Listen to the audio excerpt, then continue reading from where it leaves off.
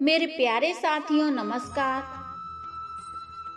मित्रों, आज हम आपके लिए जो प्रसंग लेकर आए हैं ये एक ऐसा प्रसंग है जिसे सुनकर आपके मन में भगवान के प्रति भक्ति भाव और भी अधिक बढ़ जाएगा। साथियों, ये एक सत्य घटना पर आधारित है। एक भक्त ने इस प्रसंग को लिखते हुए कहा है कि यह मेरे जीवन का ऐसा अलौकिक प्रसंग है, जब भी मैं इसके विषय में स्मरण करता हूँ तब परमात्मा की कृपा को याद कर मेरे आंखों में आंसू आ जाते हैं। जब मेरी माताजी की टीचर की ट्रेनिंग वृंदावन के एक स्कूल में चल रही थी और उसी समय मेरी भी संक्रांति की छुट्टियां हो गई थीं, तो मैंने भी वृंदावन जाने की योजना बनाई और मैं अपने गांव उरई से बस द्वारा झांसी पहुंचा। झांसी से मैं ट्रेन के माध्यम से मथुरा पहुंच गया। जब मैंने मथुरा में पैर रखा तो उस समय रात्रि के 10 बज चुके थे। सर्दियों का समय था, हवा भी ठंडी ठंडी चल रही थी और ठंडी भी अपने चरम पर थी। मेरे पास थोड़ा बहुत सामान था और उस सामान के अलावा ओढ़ने के लिए मेरे पास एक कंबल भी था और उस कंबल के माध्यम से जाड़े की ठंड को रोकना सरल नहीं था, क्योंकि सर्दी बहुत कटकटाती हुई थी। मैं विचार करने लगा कि इस रात्रि के समय मैं वृंदावन कैसे पहुंच सकूंगा।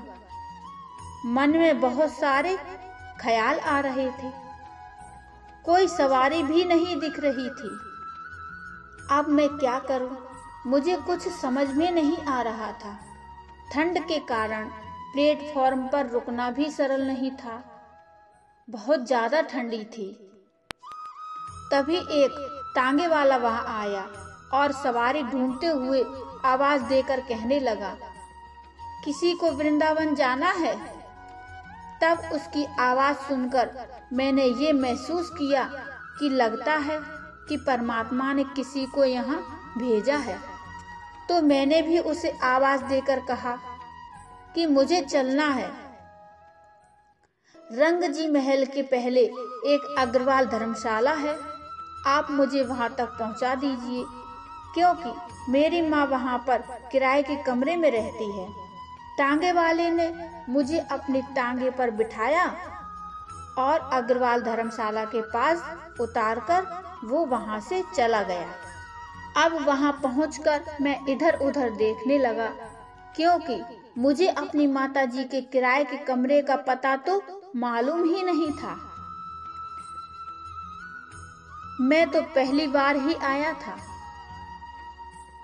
अब मैंने घरों की ओर देखा और देखकर हैरान हो गया।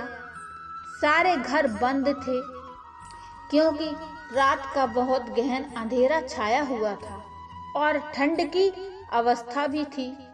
इसलिए रात्रि के समय सभी लोग अपने घरों में विश्राम कर रहे थे। इसलिए ऐसी अंधेरी रात में अपनी माताजी का कमरा ढूंढना भी मुश्किल था, क्योंकि कोई मुझे दिख ही नहीं रहा था, तो मैं किससे पूछता। मैं 2-3 घरों के नजदीक गया, उनके किवाड़ भी खटखटाए, पर मुझे अपनी माताजी का पता नहीं मिला।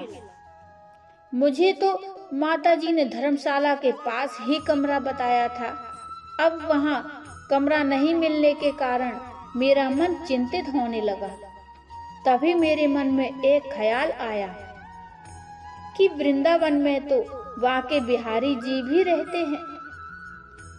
वे तो हर असहाय और परेशान व्यक्तियों की मदद करते हैं, और मैंने उन्हें याद किया। थोड़ी ही देर में एक अद्भुत चमत्कारिक घटना घटी, जिसे याद करके मेरा मन अभी तक रोमांचित हो जाता है। उस दृश्य को याद करके मेरे शरीर के रोंगटे खड़े हो जाते हैं। वह इतना अद्भुत और अलौकिक चमत्कार था जिसका वर्णन मैं आपसे करने जा रहा हूँ। उस समय जब मेरा मन बहुत दुखी था और मैं जा जाकर घरों के दरवाजे खटखटा रहा था, तभी परेशान होकर एक स्थान पर रुक गया। मैंने बांके बिहारी जी से प्रार्थना की और कहा कि हे प्रभु, मेरी मदद करिए। हे बांके बिहारी, मेरी मदद करिए, मुझे मेरी माँ से मिलवा दीजिए। मैं प्रार्थना कर रहा हूँ। मैं प्रार्थना कर ही रहा था, तभी एक बालक जिसकी उम्र लगभग 8 या 9 वर्ष की होगी, जो चेतन देव मंदिर के पीछे से निकला, मुझे देखते हुए कहने लगा, क्या हुआ? इतनी ठंड में क्यों भटक रहे हो? किससे मिलना है तुम्हें? उस बालक की आवाज सुनकर मैं सचेत हो गया। मैंने उससे कहा, मैं उरई गांव से आया हूँ। यहाँ पर मेरी माँ की टीचर ट्रेनिंग चल रही है। उसने यहाँ पर एक कमरा किराए पर ले रखा है। मैं उसे ही ढूंढ रहा हूँ, लेकिन मिल ही नहीं रहा है। तब उस बालक ने एक दरवाजे की ओर इशारा करते हुए कहा कि एक महिला इस कमरे में रहती है। वह भी टीचर की ट्रेनिंग ले रही है। उस बालक ने जिस कमरे की ओर इशारा किया, जब मैंने उस कमरे की ओर देखकर दोबारा उस बालक की ओर देखा, तो वहां पर कोई नहीं था। मैं घबरा गया और मैंने जल्दी ही उसी कमरे को खटखटाया जिस कमरे को उस बालक ने बताया था। और जैसे ही मैंने दरवाजा खटखटाया तो मेरी माँ ने अंदर से आवाज लगाई, और जब दरवाजा खुला तो उन्होंने मुझे अपने हृदय से लगा लिया। वह मुझे कमरे में अंदर ले गई। मैंने माँ को सारी बात बताते हुए कहा कि माँ, आज तो बड़ा आश्चर्य हो गया। मैं तुम्हारा कमरा ढूंढते ढूंढते परेशान हो गया था।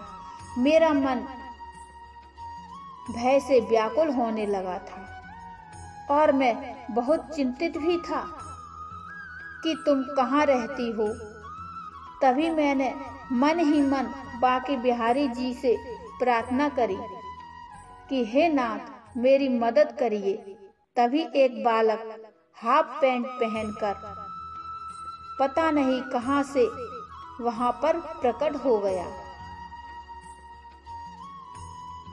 और तुम्हारे कमरे का पता बताकर पता नहीं कहां चला गया। जब तक मैं उससे कुछ कह पाता, माँ, पता नहीं वह कहां गायब हो गया। तब मेरी सारी बात सुनकर मेरी माँ ने मेरे मस्तक पर हाथ रखकर कहा कि तुम बड़े भाग्यशाली हो। आज स्वयं श्री बांके बिहारी तुम्हें मार्ग दिखाकर चले गए। हे पुत्र, जो व्यक्ति सच्चे भाव से यहाँ आकर उनसे प्रार्थना करता है, वह उनको मार्ग स्वयं दिखाते हैं। आज उन्होंने ये बात बिल्कुल पक्की कर दी कि जो मुझे सच्चे हृदय से पुकारेगा, मैं उसकी सारी दुविधाएं दूर कर दूंगा, सारे दुख दूर कर दूंगा।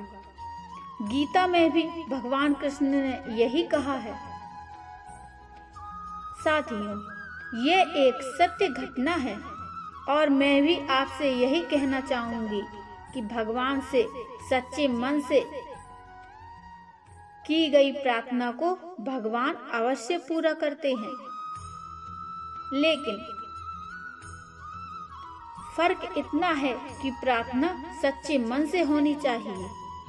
इसीलिए तो कहते हैं भगवान मंजूर करते हैं प्रार्थना जब दिल से होती है। मगर मुश्किल तो ये है कि बात ये मुश्किल से होती है। मित्रों, आशा है आपको आज की कहानी जरूर पसंद आई होगी। और यदि आपको कहानी पसंद आई हो तो लाइक कर दीजिए और चैनल को सब्सक्राइब कर लीजिए। साथियों, सब्सक्राइब करके घंटी को दबाना ना भूलिए, क्योंकि घंटी को दबाएंगे तो आपको हमारी नई वीडियो की नोटिफिकेशन मिलती रहेगी। मिलते हैं फिर एक और ऐसी ही भक्ति में कथा लेकर। तब तक के लिए जय श्री कृष्णा।